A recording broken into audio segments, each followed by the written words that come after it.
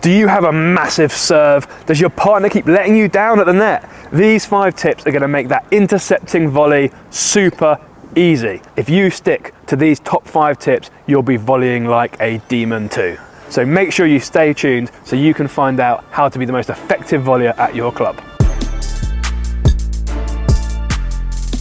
Doubles is a team sport. You have a server and you have the server's partner, the attacking volleyer, the interceptor, the poacher, whatever you call them.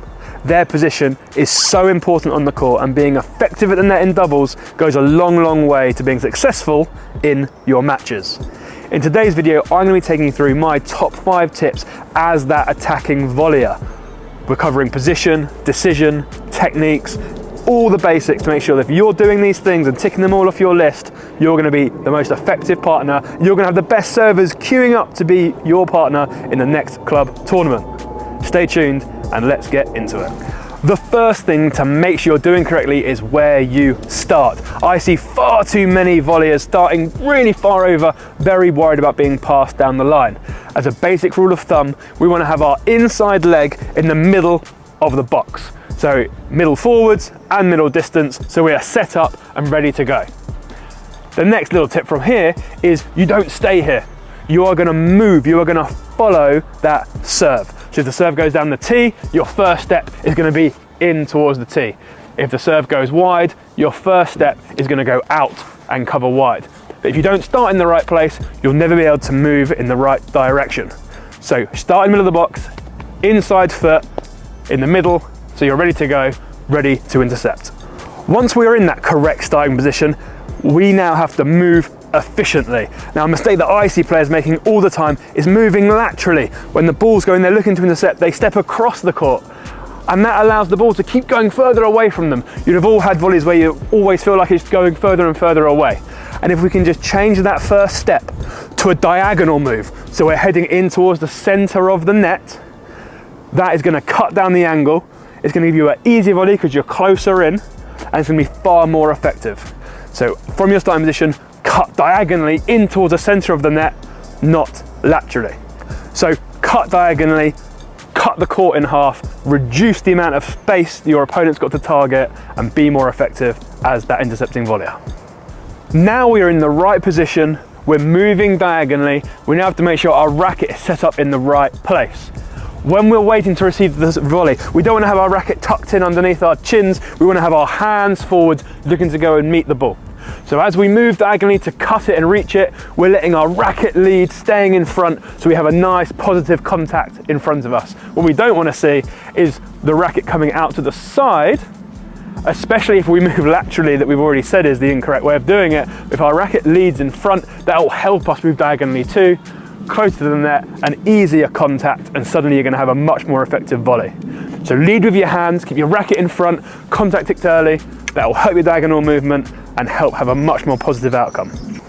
My 4th and 5th tips are kind of joined. My 4th one is kind of general, and you're going to want the 5th one because it gives you the exact thing to look for. So when to intercept is one of the hardest things. You can stand in the right place, you can move in the right direction, you can contact the ball nicely out in front of you. If you don't know when to make that move, when to be aggressive, when to cut the court down, you're going to struggle to intercept efficiently. When we think back to the start and we had that player in your mind that is always in the right place, they're because they're moving early and they're moving efficiently. And this is what this 4th and 5th tip is all about. All your information comes from your opponents. You look at your opponents and you see what situation are they in. Are they attacking? Are they defending? And you use that to gauge the likelihood of them trying to go down the line. That's all you're scared of. If you're at the net, if they're going to lob you, they're going to lob you. But if they're not going to go down the line, you can move across and be aggressive. Obviously, that's too early. They might change their mind and pass you. Do it too late and you're going to let balls go past that you could have got. So you've got to have eyes on your opponent down the court all the time. When you can read what they're doing, that's when it's time to go and intercept. And if you stay tuned for the 5th tip, I'm going to give you the 3 things to look for, specifically when it is time to intercept. My 5th and final tip is a 3-parter. It's the 3 things that I use to decide when to start that intercepting movement, when to start to get forwards, to cut across, to reach and go and be aggressive. Now, the first one, I'm looking at their racket face. If their racket face opens, that means no topspin, which means it can't be fast, and it's unlikely to be aggressive. Slice is slow through the air, so as soon as I see that racket face open, I might get lobbed, but I'm gambling in towards the middle to see if I can get that interception. Second thing I'm looking for is actually where they are on the court and the direction of their last step. If I see that baseline player stepping backwards before their shot, very unlikely they're going to go down the line. So as soon as I see that step back into their shot, whatever shot they're going to play, I'm thinking most likely they're going to go cross court, so I can start to move, start to be aggressive, cut the court down and try and get that intercepting volley. Now the third tip is actually more about when to start that movement. So I might have seen them step back, I might have seen that racket face open, I'm thinking, God, this is really good for me now. But when do you do that move? Because even if you see that and you step too early, they can just put it down the line, right? So we're looking for when their racket starts to move forwards. Because once your racket has come forwards, it's very hard, nigh on impossible, to adapt and change what you do.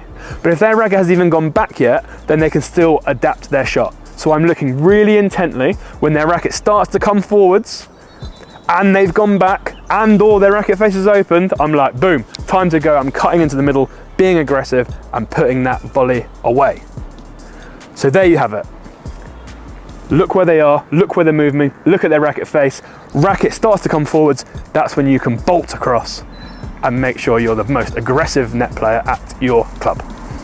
Those were my top 5 tips for being the best attacking volleyer at your club. If you've heard other tips, if you've had other coaching and they've given you a little tidbit that really helps you be effective at the net, then please share it in the comments for everyone to learn from. But if you do these 5, well I actually gave you a few more than 5 if I'm honest, if you do these 5 tips effectively and consistently, you're gonna become such a better volleyer. Move diagonally, contact in front, start in an aggressive middle position, watch your opponent to get your information, then we're looking for racket face, last step, and when that racket starts to move forwards. You can do all those things correctly, you won't be playing club level tennis anymore, you'll be on the tour. Stay tuned for more videos from PH Tennis. Thank you very much for watching and we'll see you soon.